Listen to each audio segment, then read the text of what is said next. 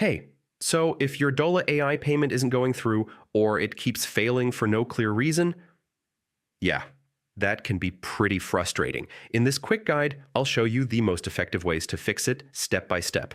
First, double check your payment details. Make sure your card number, expiration date, and CVV are all correct, because even a small mistake can cause a failed transaction.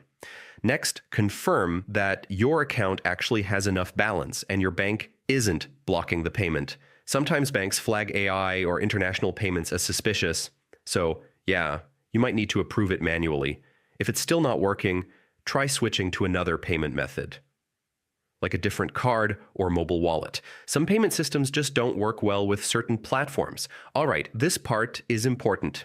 If you subscribed through the App Store or Google Play, your payment is handled there, not inside Dola AI. So you'll need to fix the issue directly in your Apple or Google account settings. Next, try updating the app or clearing your browser cache. Payment failures can sometimes happen because of glitches or outdated versions, not your fault at all. Sometimes it's just a temporary issue, like a network error or payment gateway delay. So waiting a few minutes and trying again can actually work. And if nothing fixes it, your best option is to contact Dola AI support.